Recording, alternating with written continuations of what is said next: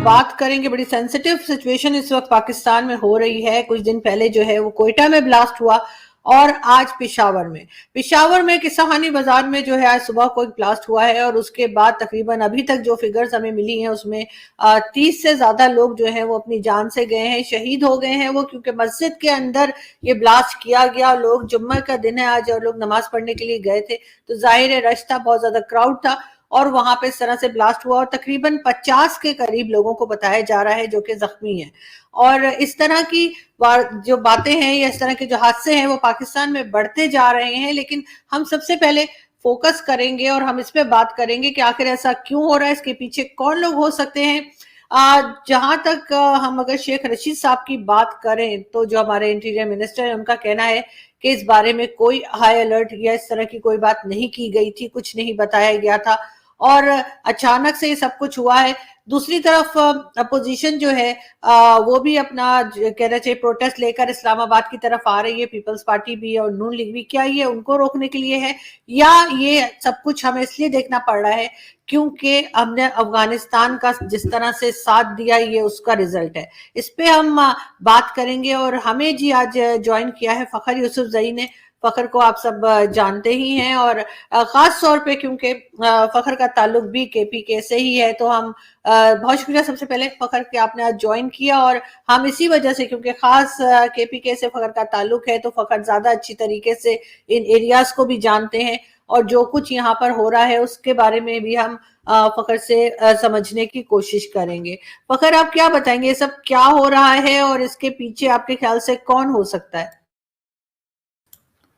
सबसे पहले thank you very much for inviting आरजू। और जो जो जिन जिन लोगों की जानें गई हैं, अफसोस उनके लिए बेचारे, क्योंकि जुम्मे की नमाज, जुम्मे का दिन है आज और नॉर्मल से ज़्यादा रश होता है मसाजिद में।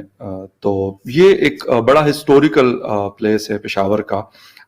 इसको किस्साखानी बाज़ार कहा जाता है। वहाँ पे एक मोहल्ला है कूचा रिसालदार उसको कहते हैं, उसके अंदर ये इमाम बारगाह है।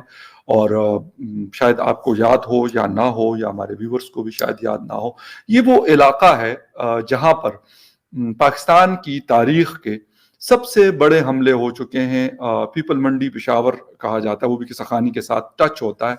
वहां पे एक हमला हुआ था जिसके अंदर तकरीबन 160 लोगों की जाने गई थी। तो ये बदकिस्मती है, मैं क्या कह सकता हूँ कि ये वो इलाका है जहां जिसने पहले भी इस तरह का खून खराबा देखा है।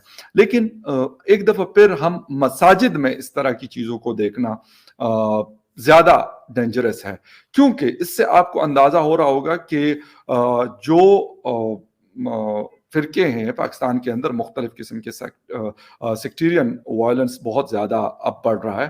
तो जब आप एक दूसरे से इख्तलाफ आप करते हैं तो इस तरह की चीजें होती हैं।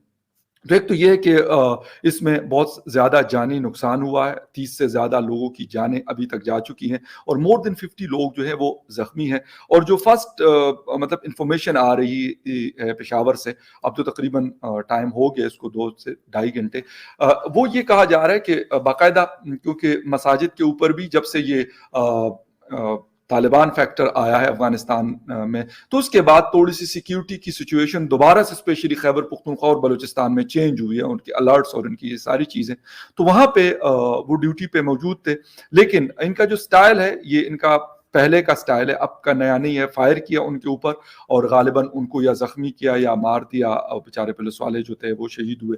और उसके बाद ये 2 सुसाइड बॉम्बर्स थे जो उस इमाम बारगाह में गए हैं। एक ने अपने आप को सहन में जो यार्ड होता है, कोर्ट यार्ड, वहां पे ब्लास्ट किया है, और एक ने हॉल के अंदर जहां पे गालिबन इमाम साहब खुतबा दे रहे थे वहां पे किया। तो यकीनन इससे अच्छा खासा जानी नुकसान, कम से कम भी 200 से 300 लोग मौजूद होते हैं छोटी से छोटी मस्जिद में भी जुम्मा प्रेयर